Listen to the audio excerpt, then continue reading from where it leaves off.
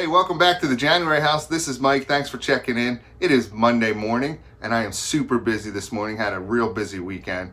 If you saw my video on Friday, you know I went to a few yard sales and I picked up a number of items, including a trailer load full of video games.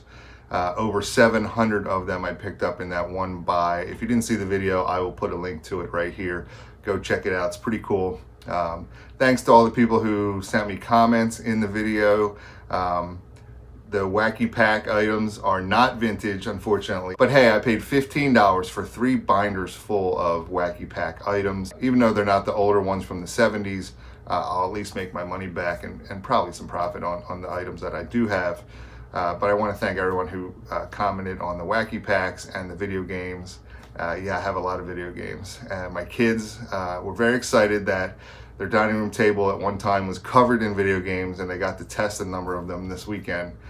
So they had a blast doing that. But I did sell a number of items this weekend. Some shipped out already, some are shipping out this morning. So let me show you what I got. Let's jump into it. All right, first up is this HP photo printer. And I got this at a yard sale, I think for $10. It was open box and all the things are still inside and even the printer is sealed up. And I sold it to somebody. I got a lot of questions about it. So I'm kind of wondering if it's going to be a return. I hope not, but I sold it for $50 plus shipping. All right, next up is this cross stitch floss thread. I got this in a storage locker. It was in that big tote of yarn that I showed in a previous video. And I sent an offer on it and it sold for $9 plus shipping. Next up is this audiobook. This was a man, new, sealed. I got this in a storage locker. There were a number of audiobooks new, sealed in this locker. So I think I have like 10-cent cost into this. I sent an offer out on this one as well and I sold it for $9.50 plus shipping. All right, next is this Salmons Preston Sock Aid. So what this is it's an item that helps people who can't bend over and put their socks on their feet for whatever reason. You know, maybe they have back problems or some kind of ailment that won't allow them to comfortably put their socks on. This will help them. You put the sock on this Sock Aid and then you put it on the floor and then you use the rope pulley thing to pull your socks on. Pretty cool. And I got this at a estate sale. A number of medical items I bought. It was just kind of thrown in there. I actually have 2 of them. And I sold it pretty quickly after I listed it for $9.99 free shipping. All right, next is a lot of 2 Motorola T5200 walkie-talkies. I've had these for a long time. I got them in a yard sale, $3 I think I paid for them total. And I sent offer out on this one as well and I sold it for $10 plus shipping. All right, next up is this Chuck Norris Kung Fu action figure. Got this in that big online auction lot of action figures. I took a best offer of $10 plus shipping.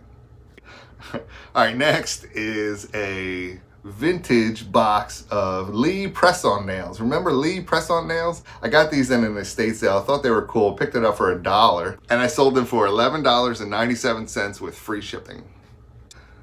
All right, next is a lot of 2 Maryland hunting licenses from 1969. I got these in an estate sale, this big shoebox full of hunting and fishing licenses and some other brochures.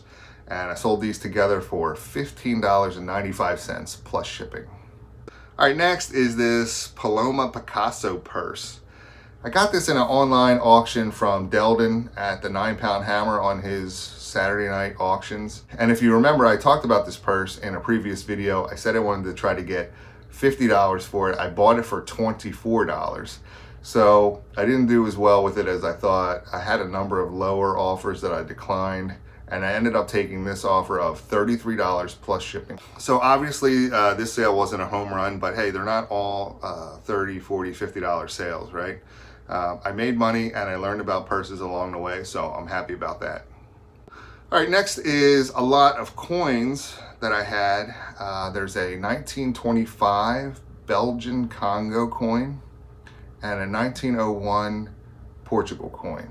And I sold them together for $18.98 plus shipping to Hong Kong. All right, next is this Venom Mega Armor figure. And I didn't have the box for this. I got this in a storage locker. The box was there, but it was really mangled and taped up. So I just got rid of the box and I sold the figure loose. It is complete, and I sold it pretty quick for $19.95 plus shipping. All right, next up is another lot of coins. These are 5 South Korea coins, and I sold them for $7 shipped. All right, next is the Tales of Edgar Allan Poe book. Storage locker find, and I sold this guy for $8 plus shipping. All right, next up is a lot of Mega Man paperback books, but I wasn't sure how these would do, if they would really even sell, because this one is volume 1 and this one is volume 6, and I was like, man, I don't know who's gonna buy volume 1 and volume 6, but I sold them for $8 plus shipping. All right, next I sold this Star Trek shirt. I don't know, there's like a good Dr. Spock and an evil Dr. Spock. I like the evil Dr. Spock with his goatee there. It's pretty cool. So this is an extra large, and I sold it for $8 plus shipping. All right, next is this Outstanding Volunteer Service medal I found in a storage locker. It's pretty cool, huh? So I have like maybe 10-cent cost into it, and I sold it for $9.99 plus shipping. All right, next, another one of these Matchbox models of yesteryear. This is a Schweppes, like a double-decker bus truck. New, sealed, and I sold it for $6 plus shipping. All right, next is an item I thought was really cool, but it's been sitting in my basement for a long, long time. This is a vintage Mac Tools paint sprayer. See, it's even got some paint still on it there. Isn't that pretty cool? And I thought it was cool. I don't know, maybe I had it priced too high, or maybe there's not really a market for it, but this opens up. You can see I took good pictures of it. I mean, people knew it was used. So I ended up sending out an offer on it to a watcher, and I sold it for $35 plus shipping. All right, next is a lot of Deadpool items. There's this shirt here and this figure to go with it, Q-Fig. And I lotted them together, and I sold them for $12 plus shipping. All right, next is an item, I don't know if you're gonna be able to see it too well, but this is a vintage panorama print of Philadelphia from like the 1830s. And I don't really want to take it out of this plastic that I have. So I hope you can see it. It's pretty cool, right? I have another one that this artist did. So this is facing east towards the Delaware River. You can see in the background of the picture there. But I have another one that this artist did, and I think it's facing west. I don't know, but the other one is in black and white, and this one's in color. So I had it priced really high.